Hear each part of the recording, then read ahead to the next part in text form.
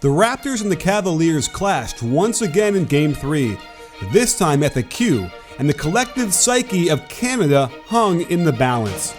While I just did a video on LeBron owning this matchup the past 3 years, nothing prepared me for what LeBron was going to do to the Raptors and their fans.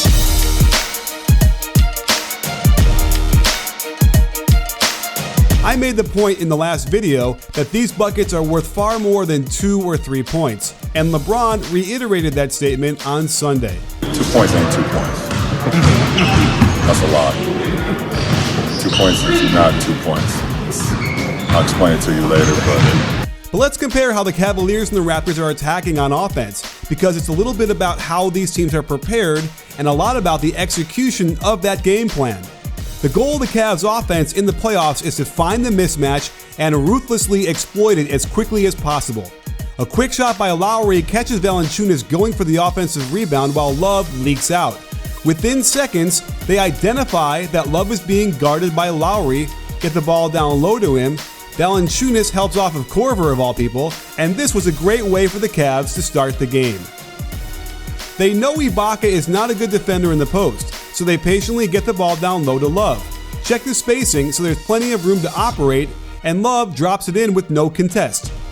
The Cavs want to force a switch and get Anunoby off of LeBron any chance they can. A simple screen gets the easy switch, nobody comes to help, so LeBron just spins for a layup. They hurt Valanciunas a lot by getting Love open in space to create with an open side of the floor. JV does a nice job to contest, but he's let Love get both feet into the lane for his patented jump hook. With Van Vliet and Miles out there, LeBron has choices. They try to get the first switch, nothing doing, so they just screen with Thompson, who knows how to force that switch. And LeBron adds to the lure of ridiculously tough shots that go in anyway. Same idea here, and this time LeBron backs it out to get on the runway. Look how the Cavs purposely align themselves. With Love on the strong side, it forces Ibaka to stay at home for the very real fear of the kickout.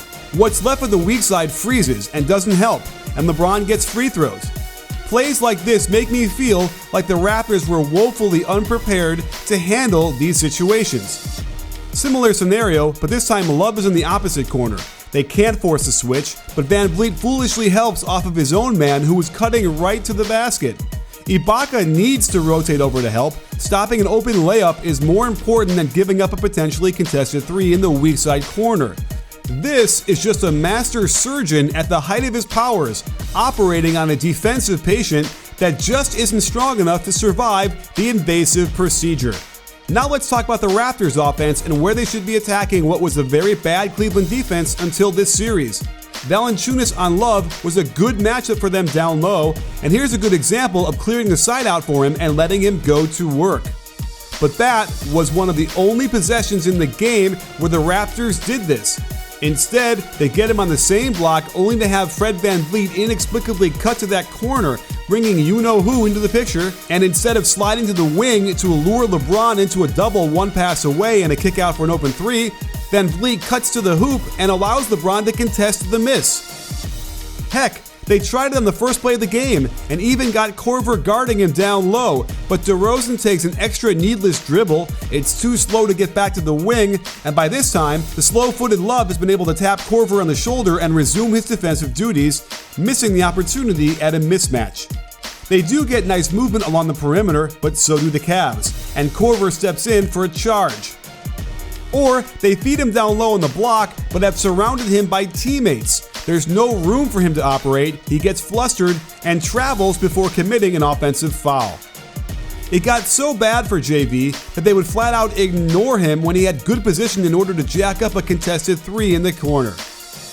The other area the Raptors needed to be exploiting is Kevin Love guarding in the pick and roll. Since he's gotten to Cleveland, teams have ruthlessly destroyed the defense when he's been involved guarding the ball screener.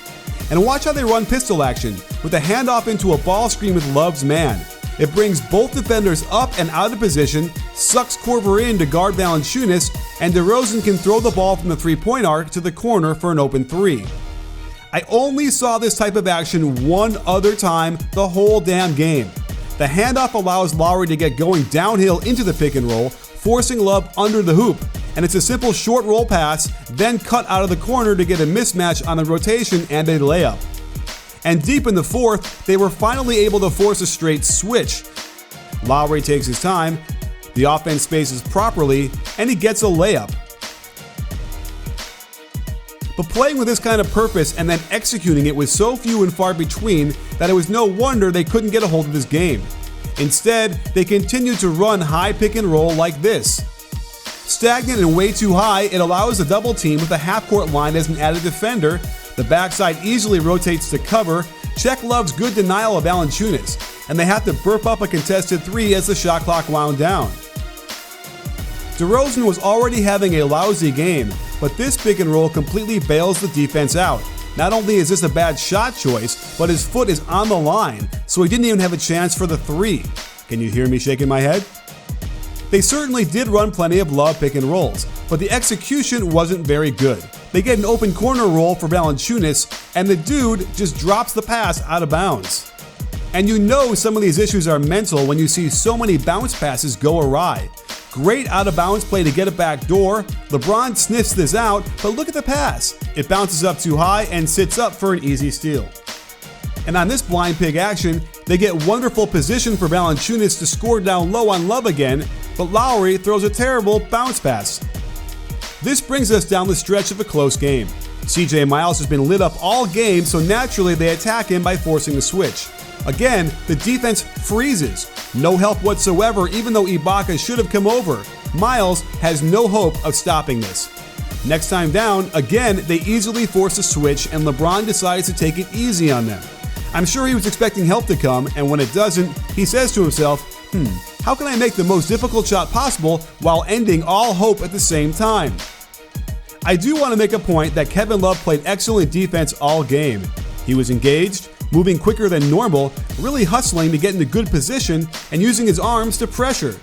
And more the same here, as the Raptors get the switch they wanted, but Love doesn't let him get by. Serge wastes his dribble, and Love double teams perfectly to force them to call their final timeout. This is the moment I almost threw my chair out the window, sports fans.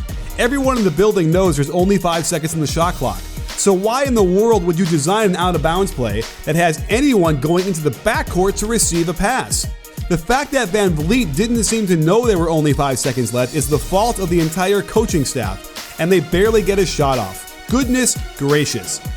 This isn't a replay, folks. This is yet another ball screen with CJ Miles' man. The Cavs are ruthless in their execution of the game plan. Beautiful fake spin to go back to the left side and guarantee that Miles has to pick him up, and Miles just gives up.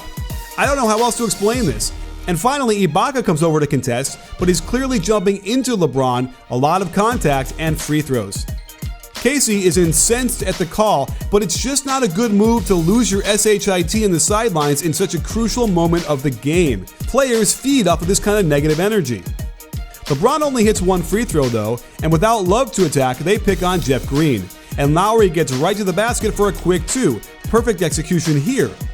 But they weren't prepared for what happens now. They should be trapping very aggressively for 5 or 6 seconds to get a steal, and if not, then foul. Instead, they're wandering. No chance to force a turnover and have to take the foul. I mean, can you hear me shaking my head now? All of this almost doesn't matter as Green chokes the second free throw, then doesn't realize he clearly needs to guard Anunoby, who creates a wide open three-point shot to tie this game, and the crowd is stunned.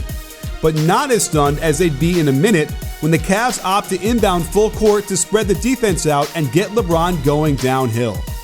In my opinion, the Cavs gave the Raptors a gift. With athletes like Siakam and Anunoby, they should have been able to swarm LeBron, make him give it up in the backcourt, and then hustle back without giving up too much. Either way, the only two people on the planet you cannot allow to shoot the ball are Michael Jordan and LeBron James, and only one of them was in shorts and sneakers in this game. Our plan, our goal in the timeout was to trap him and make someone else beat us. Again, we just didn't execute, and it's probably my fault that I didn't make it clear that we wanted to trap him and get the ball out of his hands, but we had it started in the backcourt, and whatever reason, we let him out of the trap. So check how they line up. They've got the double team even before he catches the ball. Perfect. But then watch Siakam run away. By the time LeBron got to half court, I was saying to myself, what the hell? And when LeBron rose up off of one foot, twisting, fading, banking, it was just too much to handle. The Cavs will most likely sweep this series, and much rests on the preparation of the Raptors as well as their execution of what the coaching staff has laid out. If a team is not prepared, that reflects poorly on the coaching staff. And if they're told what to do and then the team doesn't do it, it also reflects poorly on the coaching staff. This deep into the playoffs, the Cavs are demonstrating exactly how you play winning basketball, and LeBron James continues to destroy the Raptors underneath an avalanche of shots that seem impossible, but drop in with a soul-crushing certainty.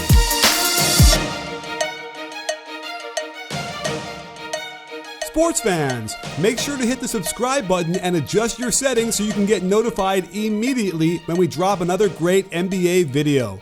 Let us know how you feel with a thumbs up and a comment. After all, at BBallBreakdown, we're not a channel, we're a conversation. You in?